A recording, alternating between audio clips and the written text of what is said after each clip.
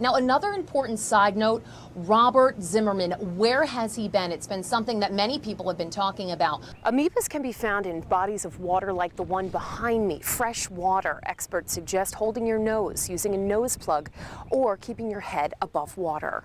The sound of these big pieces of aluminum blowing all over the neighborhood was terrifying for the people who live here. So, Margaret, what will be her punishment? Well, probation and community service. She was also forced to write this letter where she apologizes for her actions. So was that the mood? Was it light? Were they laughing? It was light at times. You know, we saw some laughing, we saw some smiling coming from those potential jurors, but for the most part, very serious. George Zimmerman, very serious. George Zimmerman was not in court today. Now, Shelley Zimmerman's lawyer had also asked if she could travel around the country for job opportunities, and the judge said she was allowed to do that as long as her probation officer was okay with it. Now, we don't know where those job opportunities or where that location might be, but from the sounds of this letter, it seems like she would really like to move forward with her life. Now, if you would like to read this letter, we have it posted on our website. Go to mynews13.com. In Seminole County, I'm Margaret Kavanagh, News 13.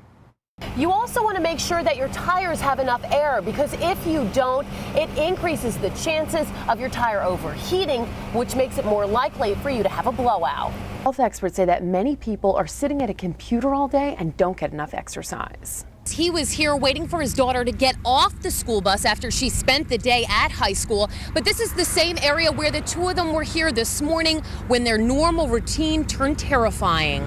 It could be as easy as paying for the toll for the person behind you. 1 in every 3 American women will experience some form of sexual assault in their lifetime, according to the National Institute of Health. He is expected to survive, according to deputies that I've been speaking with out here, Kelly, but a terrifying night at work for him. But DOT leaders say this is all about the money. Right now, there are railroad tracks in between the airport and the Sunrail stop that's in Sanford. DOT would have to buy those railroad tracks. They would also have to make accommodations to upgrade it for all of the passengers that would be using it. Now, leaders stress that this entire process could take years to complete, and right now they're working on a feasibility study so they can reach out to the public to see what they think. Right now, under state law, the largest size container that bars and restaurants are allowed to sell wine out of is about this size, a gallon.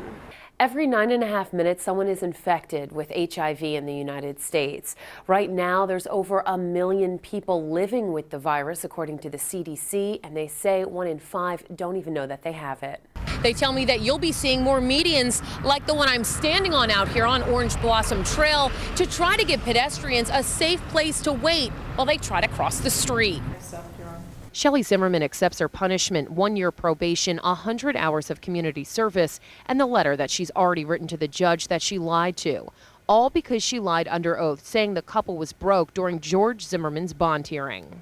Trying to pull together the members of the family to scrape up anything that we possibly can. But they did have money, about $130,000 that was raised from online donations. Essentially, her lawyer says Shelley took bad advice from others when she told the judge that she had no money. He explains what people were saying to her. We're not sure that's your money. This defense fund, we don't know if that's your money, so we can't really say it's yours. Now, were they moving it around? Yeah. Were they spending it on things? Yeah. He says it was a difficult time for his client. She was scared. Her husband's locked up. She doesn't know what's going on. So she stood by her man, like Tammy Wynette says. But standing by her man is what got her arrested in June of 2012 for felony perjury, just 2 months before the 26-year-old was supposed to finish nursing school. But the state allowed her to take the deal. Her felony charge was knocked down to a misdemeanor. She wants to help people, I know that. She said that from day one, so she thinks of others first, and that's probably kind of the bottom line issue on this one, isn't it? Whether you're walking the streets of Central Florida or driving, you're in danger of being involved in a deadly pedestrian accident. Every day in Metro Orlando, there are 2 people injured and 1 person killed every week. Orlando is the worst market in the country and has been for over a decade. Brad Kuhn's goal is to cut the number of pedestrian deaths in half in the next 5 years. He's leading the coalition Best Foot Forward, a group of government, community, and police agencies working to make you safer. But he says it will take everyone. Drivers want to say it's the pedestrian's fault. The pedestrians want to say it's the driver's fault. But what this is about is that we've gotten out of the habit of looking out for each other. Make it a habit to yield to pedestrians, because once you've decided you're going to do it, it still takes about a month to make it a habit. They drive kind of crazy here. DOT leaders say more money is now being put towards education, outreach, and enforcement. But experts say it's the mentality of the community that will truly make a difference. People of Orlando are good people, and I think they can do this. I think everybody wants to be perceived as a good driver and a good citizen. I think we're going to make this happen. We just have to be persistent and consistent. An elderly woman was struck and killed at this intersection back in 2009. If you want to see how many pedestrians were hit in your neighborhood and killed, go to our website, cfnews13.com. We have a way for you to search there. In Orlando, I'm Margaret Kavanagh for News 13. Surveillance video from GT's Gas and Go in Sanford shows what happened when an argument over $15 worth of gas spins out of control. You can see the customer freaking out and knocking over tubs of candy to the floor. The owner says he felt threatened and reached for his gun.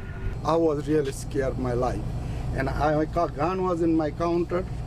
It's my legal weapon.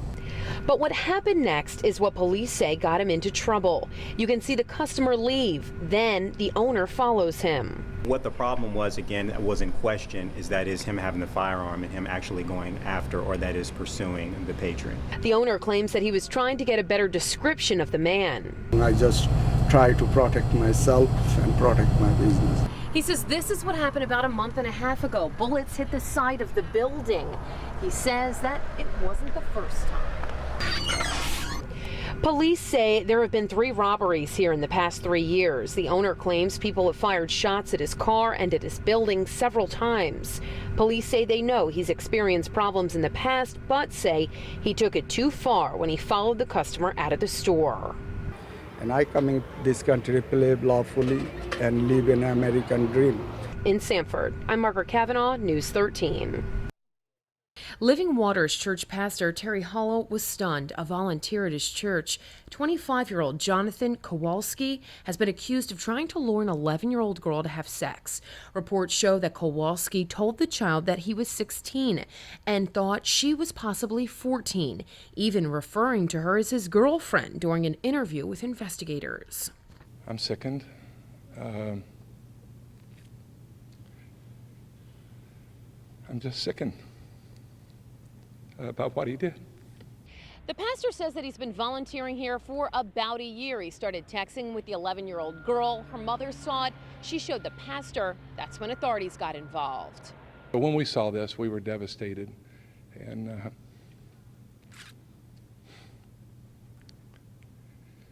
we just felt like we had to do everything we could do.